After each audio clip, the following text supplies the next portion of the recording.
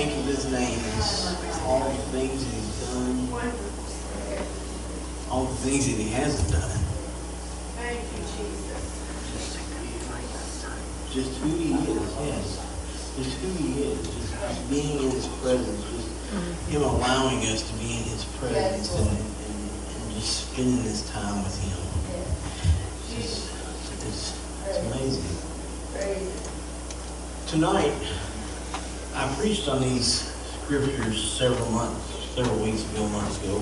I don't know when. But when I started out preparing for that sermon, I'd actually started this one, and God led me down a rabbit hole about halfway through, so I started some other notes, and I came back to these notes just the other night. But I want to come from Luke chapter 5, verse 17. And God just simply wants us just to launch out and go into the deep. He wants us to launch out and go deep. And that's what He told him here in Luke chapter 5, starting with verse 1, all the way to verse 7. And it says this, and it says, so the multitude pressed about Him to hear the word of God. And that He stood by the lake of Gethsemane and saw two boats standing by the lake, but the fishermen had gone from them where they were washing their nets. Then he had gone on one of the boats, which was Simon, and he asked him to put out a little from the land. So he sat down on the boat, and he taught the multitude from the boat. And when he had stopped speaking, he said to Simon, launch out into the deep.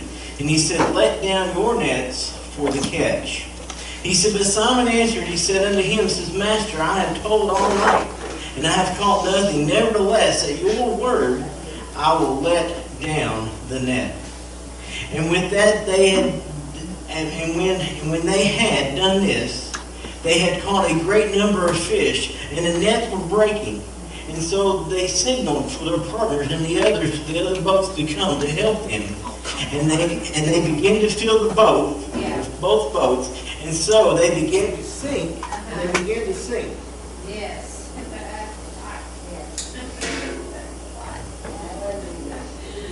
Amen. Let's just ask God to bless this word. Heavenly Father, Lord, I just thank you once again, God, for giving this opportunity to bring your word, God. Lord, I just ask that you just touch the ones over here. Just open up their eyes, their ears, their hearts, their minds, their souls, Lord. Receive this word, Lord, that you have brought me here to give to me. Lord, I just don't want this to be about me, Lord. I want your words to flow out of my mouth. Lord, I just want to hide behind your cross and make this about you. Lord, just touch the service, just touch the service, touch the people, Lord, anoint them, anoint the service, Lord. We ask this all in your precious name. Amen. Now, when Luke wrote this, he was kind of painting the scene here. He wanted us to kind of imagine this when we read this story. And basically it was, you're sitting there, you're standing there out watching, listening to Jesus speak, and you look out and the sun's coming up on the water, and it's kind of glistening across there. Typically, when you go to the beach or the ocean, and you wake up early one morning to see the sunset, or you want to watch the sun or the sunrise, or see the sunset, just to get a glimpse of that creation that God made, just how pretty, how beautiful that can be. But this is early in the morning. The skies were blue, and these boats they had gone in. They were sitting up on the shore. The men were taking their nets. They had been out all night. They had been out all night, and they were putting in their nets, trying to put everything back together. They were tired. They wanted to go to bed. Those that have ever worked third shift knows that when you're up all night, you're just ready to go home, you're ready to go to bed, and it don't matter how much you sleep, getting your body all out of whack, it's hard on the body. I remember all those years working third third shift and finally going to first shift. And about the time that they put me back on days, I had finally got to where I was sleeping halfway decent. And so now my body was all confused that now I could sleep at night. And it took me a while to readjust. But these men, they were tired. They wanted to go home, but they were moving around tirelessly. They were repairing their nets. And we're the nets. If you read this story, see, we are the nets. And see, when they went out, and we need to reach out, and we need to love the people. See, the hurt and the sick people, they're not in the shallow water. They're not right there off the shore. See, they're out in the deep water. And see, we need to make sure that our nets are put together, that our nets are whole, that when we go out into the deep, that we can reach and we can grab these people, that we can love on these people, we can bring these people in, that other churches have turned their back on. You know, this week I was thumbing through Facebook, and I saw where another pastor had put on there that a church had asked this couple to leave because they had went through a divorce. Instead of loving on this couple during that time of need in their life, the church turned around and looked at them and said that you have to leave. And I couldn't imagine, you know, and he didn't go into details of what the church was, and the person had gone on there and they kind of shared a little bit of their story, but then they didn't share the church name either. But I couldn't imagine that a church would turn their back on somebody that in that time in their lives that they needed more than any time. They needed the church. They needed people to love on them. But instead, the church told them to leave because they didn't fit their clique. See, that's when we need to get our nets, and those are the people that we go out into the deep. We go out to the deep and grab those people and bring them back and love on those people and show them who God truly is. Because obviously the church they were going to was nothing more than just a building, just a gathering place, because they didn't know who God was. To get back on track here, but the crowd was pressing towards towards Jesus. And I see when they were pressing towards, see, he kept backing up, and he finally got to where he was standing on the shoreline. Now see, Jesus saw a problem. And see, and here's the thing about Jesus, he is a problem solver. See, when there's a problem, that's who Jesus shows up, and he's the one that solves it. We try to solve it, and see, when we solve it, that's when we get in the way. But see, Jesus saw a problem, and he solved it. And it doesn't matter the problem. It don't matter how big, how small. It don't matter what it is. Jesus is going to solve it. That's what he loves to do. That's who he is. But see, Jesus saw a problem, and so he simply looked at Simon, and he took his boat and he used it as a pulpit. Now, his next problem he saw was that there was a ton of people there.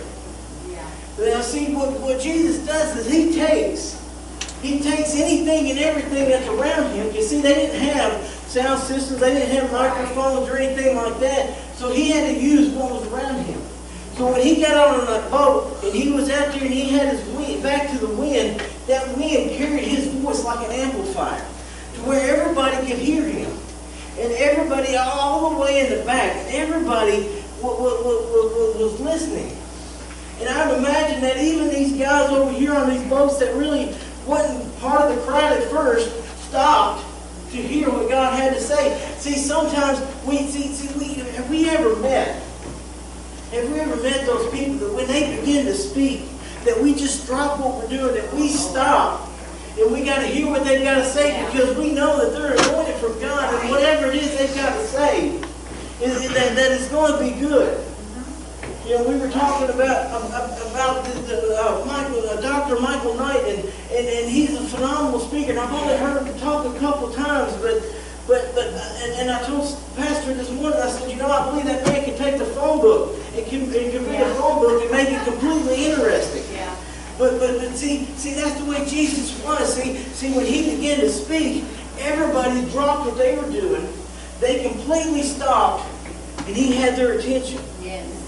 He had their attention. Now, see, the Bible really doesn't say what he had to speak on that day. But see, I don't think really that was that was the lesson that he was trying to teach that day. But it was when he finally turned around to Simon, and he said, launch out into the deep. Go out into that deep. Now, I'd imagine, see those words right there, those 3 words have been preached on. They have been given for quotes. They have been given to encourage, to uplift people. But see, that day right there, he looked at Simon, and he told him, he said, go into the deep. Now see, I would imagine Simon was kind of confused.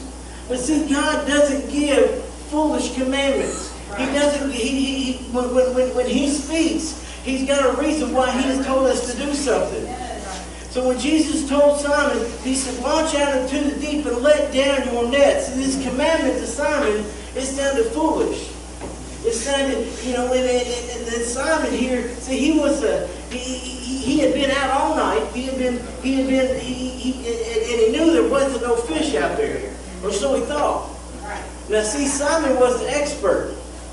And see, he knew that Jesus was just a carpenter, or what he thought was just a carpenter. So in his mind, he was thinking, who is this carpenter coming into my house telling me to take my nets and drop them back out of the water? He didn't know anything about fishing. I mean, that would be no different than me sitting down and looking at a project that Steve was building and tell Steve how to build it. I've seen the things that Steve can build. He don't need my advice. I mean, I seen the man build a zip line. They should have listened to him on the braking system, but he built a zip line. That was amazing. And I mean, up there at the campground, just seeing the things that he has built. But it would be no different than me telling him how to build something. See, and so Simon was sitting there, and he was, Simon, like I said, he had been out fishing all night, and the Bible doesn't give us any reason not to think that Simon wasn't an expert in fishing. And see, and he had been raised around the Sea of Galilee, so he knew that water, and he knew that, and this was his turf. This was where he was born. This is where he was raised. He knew that area like the back of his hand. A lot of times I get talking to my brother-in-law. Maybe he'll watch this later and he'll get a laugh out of this. But he'll get to talking to me about turkey or deer hunting or working on cars or something. And I'm just sitting back there going, I ain't got a clue what he's talking about. I'm just learning as I go. And then finally, a couple of weeks later, it'll hit me. Oh, that's what he was talking about. But see that he's an expert in that area. He's an expert in those things. He knows when he speaks about those things. He knows what he's talking about. So this is where Simon was at. He was an expert in this. And if Simon knew anything, he knew and he understood fish. He understood the way they operate. He understood their habits. He knew where they bedded down. He knew where they fed at. He knew the times and the places to be. And so he was tired and he had caught nothing all night. And this commandment seemed so foolish to him. And see, and I like here that Luke recorded, when he recorded this years later, he even put some of Simon's excuses in there. See, we always have excuses. We always have excuses of why we didn't do something. And I can tell you, being a supervisor, it would crack you up some of the things that people would call into work and tell you that they couldn't be at work. I had someone call in one day and said they couldn't come to work because their hamster was sick. That was a God-honest excuse. Someone called in and said they had to go to their sister's house because their cat died. God loved their animal, but I don't understand why you got to be there. But I mean, I could go on and on to just some of the silliness that people would use for excuses that they couldn't come to work.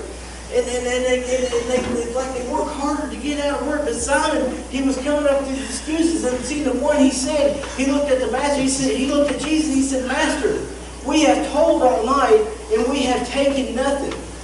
See, a lot of times we easily get determined that God's commandments are foolish. That they don't mean anything. When he tells us to do something, we start making excuses of why we can't do something. And then when we start making those excuses, we get deep, we get down in our heart, we start thinking, God just don't understand my schedule. You don't understand that I don't have time to do this. You don't understand that all the stress that comes along with it. And God, I just, when we just keep on making excuses. But see, in humans, and that's what we're prone to do. We're prone to make excuses. That's our nature. And and that's the human side of us. We can only see what's right here in front of us. We can't see beyond that horizon. But see, we need to open up our view. We need to see beyond that horizon. So just like Simon, we tell the master the facts, or what we think are the facts. We say, Lord, we've been out all night. There's no fish in these waters. We're tired. Our muscles ache. We want to go to bed. We want to lay down. And then the last one I can see, he probably was thinking or used was the sun's up. You can't catch them at night, but you definitely not going to catch them in the heat of the day when the sun's out, God. Just listen to me. Yeah.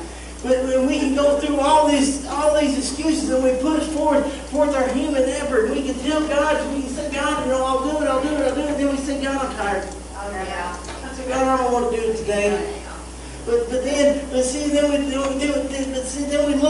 we look at the place where others we start looking at other things that other people have tried and they were unsuccessful. We say, well, there's just there's nothing there. We can't go into that place and save anybody, or they used to go to church here and they don't go anymore, so it's just a waste of our time. Or if we go over there and talk to them, we'll just be spinning our wheels. But see, we gotta step out on that faith. Yeah. We've got to step out on that faith and be ready to do the work of God. Yeah. See, in another occasion, I preached on this, I believe, last week or the week before. In another occasion, the disciples looked at God when God told them to feed the multitude. They said, we can't, God. We don't have enough food. We don't have enough money. There's not enough here. We can't do this. But Simon's faith may have been small, but there were some lessons that for each of us that day. See, faith remains a possibility. Oh, yeah. See, if you look in Ephesians chapter 2, and it says this, for the grace are ye saved through faith, that not of yourself, it is a gift of God, not of works, lest any man should stand and boast. Right. See, the first thing here is that God is the primary mover in faith. Yes. See, it's God that moves our faith. See, it's God that gives us that faith. It's His grace and Him being ever present and helping us and assisting us day in and day out. Right. Then the second thing is that faith, our faith with that human element, the human response, and basically that we must, instead of taking the human response to this, saying, well, this don't look like it's impossible, we need to step out on faith and say, all right, God, we're going to do this because you have called us to do this. You have called us. And so even though it doesn't seem possible, we have a role to play into this. We have a role that God has for us to fill. So see, Simon, he was making excuses. But at the same time, as he was making excuses, he was staring at Jesus straight in the face. He was staring her straight in the face, and he must have realized as he was making excuses, but he was staring at Jesus at the same time. So there's something different about this man. There's something different. I don't know what it is, but I can make all the excuses I want, but there's something different about him. And all the excuses and all that his faith came on the heels of that doubt. And as soon as that doubt started, and as soon as he was looking at Jesus' eyes, that doubt, as fast as it came on, it was leaving. It was leaving, and it was almost instantly that as soon as Simon was telling him that he couldn't go out, that he didn't want to go out into that water, that he'd been out there all night, his next statement was, nevertheless, Lord, at your commandment.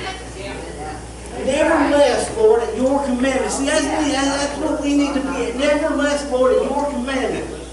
See, for Simon, and for us, faith remained a possibility. See,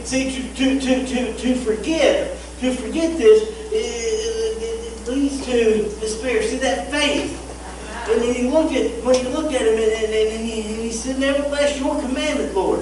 See, hope may be dim, but the possibilities may be utterly beyond all our expectations. But we must not never give up. That's right. So we can look at that situation. We can say, "God, this is impossible. God, there's no way we're going to be able to climb this mountain. God, we're never going to be able to build this building." But we got to look beyond that, and we got to, and our faith is got to take hold, and we must never give up. Just keep trudging forward.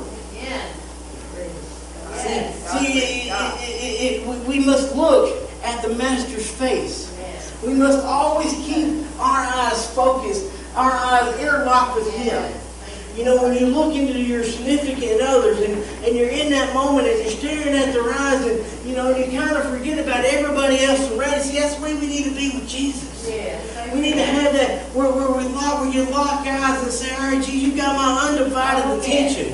Because see, when we have that faith, that's what brings unexpected miracles. That's what brings an unexpected miracles. So see, Simon, he launched his boat out. Now I'd imagine Simon was probably moving kind of slow.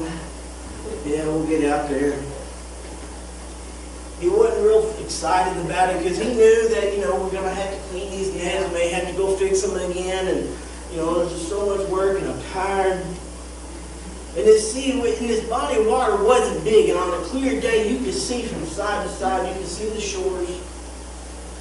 So when he got out there in the middle, and he lowered his net, he felt that net jerk. Now I don't know if you've ever been fishing or you've been hunting, but when you're in that blind, you're deer hunting, that deer comes up, all of a sudden you're shaking. You're trying to hold your custom. When you're sitting there and you're fishing and all of a sudden you got the big one on the end of that, you get excited, that adrenaline starts pumping, and I couldn't imagine what was going through Simon's head. They had been out there all night. And this just wasn't just a little fish pole, this was a net, so this net started moving. And I'd imagine Simon was up there and he's going, "Oh, we got fish. And so he started hollering for help. And he started tugging that net up, and the more they tugged on it, the more that they were hollering, said, "Oh man, we need more help." Our boats will start sinking. They called for other boats. Now think about this. You see, if we're the nets, and if we're the ones out there grabbing the people, bringing them in, if we're the nets, get over that, church. If we're the nets,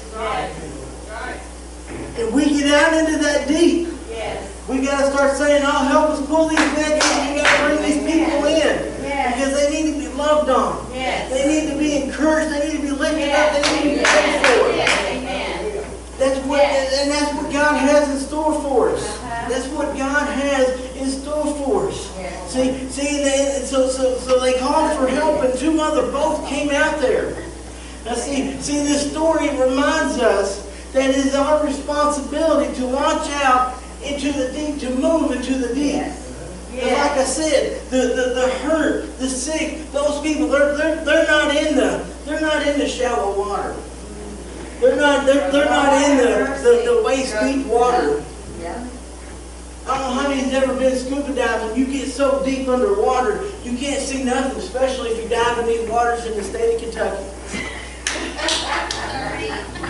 Can't see nothing. Praise God. Can't see nothing down there. No. That's crystal clear. You can see from top to bottom. Praise God. But I've been down 100 feet, and you're looking around, and all you see is darkness, and it's kind of cold. And then you lose your partner. You're like, "Man, here I am. I'm 100 feet underwater. I can't see up or down. I don't know where my buddy is." But see, that's where the hurt people are. That's where they're deep. We got to go deep to get after them. We've got to go down deep and get them and pull them in. It's time to do what God has for us. No time for no more excuses. God doesn't need excuses. He's got enough people making excuses. He needs people to step up and take action. Yes. That's what we need today. See, and there's three different, and I kind of, God gave me these three different things here. The first thing is that we give ourselves in prayer. Yes. See, it's easily that we forget the power of prayer. It's easy to forget the power of prayer. Last night, Lori was sitting in the ER in pain. I don't know how she feels tonight, but hey, she's sitting here on cue. Yes. Yes. We praise God for that. Yes. Yes. Sometimes we forget the power of prayer, what prayer can do. You know, it used to be in churches that you would find these old saint ladies that were their gift from God was prayer. And the pastor would call upon them and said, we need to pray for whatever it could be. And they would pray, and if it took them all night, they would pray all night. If it took them days, they would pray days, but they would stay in that prayer, and they would seek God, and they would call out God until that need was met. We need people like that. I was reading a story about a missionary. And when he passed away, they brought him back home, and they were getting him ready for the funeral. And as they were getting him ready, they realized his knees were full of calluses. His whole knee was calloused over. Where he had spent so much time in prayer, his knees had calloused over. We need to pray like that. We need to reach out. We need to spend that time on our knees crying out to God, seeking who God is. You know, I can remember many times coming home, hear Mom pray for the safety of her kids to come home safe. I would imagine Mom praying many nights. I remember listening to her pray for Dad. Many nights. That's what Mom. But we need to get back to that prayer, to giving ourselves in prayer. Then the second thing is giving all of us and in all of our resources everything that we have available to God. Now, when I say resources, I'm talking not only money or things of that, but our talents, what God has blessed us with. See, we've got to be willing to serve God in any capacity that He has called us to do. Now, He's not going to call us to do something that He knows we can't do, but He'll call us to something that He knows that He's given us the capability to do. Now, He may call you and you might be thinking, God, I can't do that.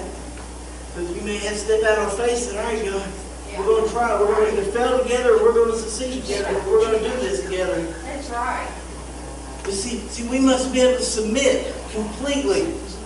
See, all we have to do is be capable of coming to the Lord and giving Him everything. See, Christ yet is always taking our gifts. He takes our gifts and He turns those gifts that He's given us into miracles. See, and it's those miracles. See, it doesn't matter if we're dropping our nets in the water or going down into the water, or it doesn't matter if we cook the food for the people on the boat. It don't matter if we're the ones that are fishing or the ones that are sewing the nets back together. God has a place for each and every one of us. He has something for each and every one of us to do. And then the third thing is that we must live our life that we have enough faith to say, yes, Lord. We need to live our life in that faith that we can say, yes, Lord. I read a story about a new convert, a new Christian. And he was leaving church and he saw this little girl, she didn't have no shoes on. So he's leaving church and he went back to church the next day and he said, God, he said, this little girl down the street, she didn't have any shoes. Lord, can you just bless her with some shoes? He goes by the next day, she don't have any shoes. He comes back and this goes on and on and on for about a week or so. And finally he goes back one day and the girl didn't have any shoes, and he goes to church and he's mad, and he said, Lord, he said, if you don't buy this girl shoes or give this girl shoes, then I'm just going to go out and I'm going to buy them myself. God wants us to put our faith into action. He wants to put our faith to work. Instead of waiting on God to do it, He wants us to do it. See, God has something for each and every one of us. He has something for each and every one of us to do. It doesn't matter what it might be. See, there's this young pastor. He was a pastor of a small congregation. And this town noticed that this pastor was always praying. He was always working. He was always persistent and laboring around his church. And they were like, why are you working so hard around this church? Why are you praying so much? You know, it's just a small church. There's only a few people. Today that church runs over 1,000 people. Because that pastor, he put his faith to work. He stepped out on faith. He prayed. He labored. And now he's reaping that labor. He's bringing the lost in. To close all this out, to summarize this up, God never makes a foolish commandment. It may sound foolish at the time. We may scratch our head and say, God, I don't understand. I don't get it. And then, see, that's the human side of us. And see, we start making excuses. God, I can't do this, I can't do that. And it's easy to make excuses. But see, we got to step out on our faith. And see, when we step out on our faith, that's where all the possibilities are. Yeah. You see, if we don't step out on our faith, then we don't know what it's not going to happen. But see, when we step out on that faith, then the possibilities are endless. When we start stepping out in it. Seeing that faith can bring unexpected miracles. We can be praying for something for months, for years, for weeks, months, days. It doesn't matter. And all of a sudden, whatever we're praying for just comes just out of nowhere. Just boom, there it is. We get to that point where we're frustrated, and all of a sudden God answers that prayer. See, that's what faith does. It brings us unexpected miracles. And you put that jacket on that you had that on for since last winter. You stick your hand in the pocket, you pull out, and you're like, hey, I got money. We don't know that's an unexpected miracle. At least in my house it is. You get excited. But see, we got to have that faith. We got to have that faith that those unexpected miracles are going to happen. That God is still going to is blessing, and He cares for His church. And God is working in all aspects. He's communicating to us in every which way He can. He's given us every opportunity. He's putting everything before us. All we got to do is just launch out into the deep. We got to get out into that deep. And see, we're on the verge. We heard it for the whole month. Things were confirmed.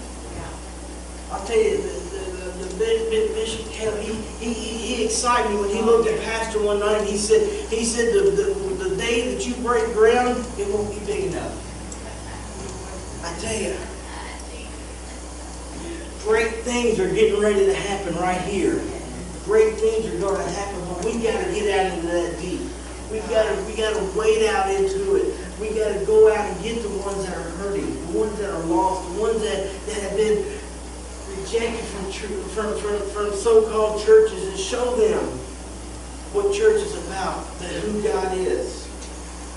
Let's pray. Heavenly Father, Lord, I just thank you, I just praise you, God, for another opportunity, Lord, to share your word, God.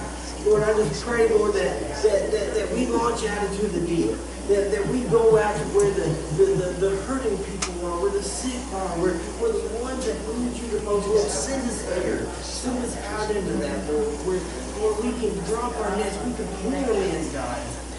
Lord, we can pull the people that we can love on, and we can show them who you are. We can show them your love. We can love on them. We can encourage them. Lord, we know that things were confirmed at this revival, God. Lord, we know that we're on the verge, God, of great things coming from you. Lord, just send the ones that you have placed on Pastor's heart. Lord, send them here, Lord, because we need, we're gonna need you. Lord, send them here, Lord, where and place them, Lord, where you have them to be. Lord, as we move forward with this building project, Lord, just bless the whole project, Lord. Lord, we pray, Lord, that either the finances come from somebody donating the money, Lord, or that the bank is willing just to sign the loan, and Lord, that you provide the payment every month. Lord, either way, Lord, we just want your hand. We just want you to be in this midst, Lord. Lord, as Bishop Kevin said, Lord, we're going to break down, and this thing ain't going to be big enough, Lord. Lord, if this thing ain't going to be contained, Lord, that you have for it. Lord, it's exciting when we hear that. Lord, it's exciting to be part of this, God. To be part of this growing church that you have placed us in, Lord. Lord, I thank you, Lord, for everything you have blessed this church with. I thank you for the people that are here. Lord, just touch those that couldn't be here for whatever reason, God. Lord, I love you, I praise you, and I thank you, God. Let's get on. Praise God. Praise God.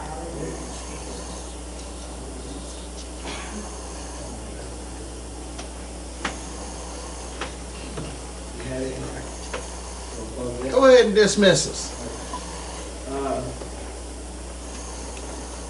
We did get to go see Grover today. Grover's doing great. I was surprised to the good news of it, actually. It didn't seem like he was in a lot of pain. He actually walked up and down some steps. I don't know if y'all fussed at him after we left. Of course she did. He took the boys down there and showed them the pool table, and they got down there and played some pool. And Grover just a big kid at heart. But I'm glad, like I said, I'm good to see you today. We finished up our last class at camps. We've got one more test, and then in January we take our big test. So I'm excited about that. This has been an exciting 3 months getting to dive into this and learn, and taking all this knowledge in and just seeing what God has. It's been amazing. I can't wait till the next level. My plan is to take this in January, the next fall will be enrolled in MIT, and then but if all hearts and minds are clear. Yeah. Friday, we've got ministers meeting. So is Carolyn going to, or you cancel? I don't know. See, ask them if they feel like doing it. If not, we can just cancel.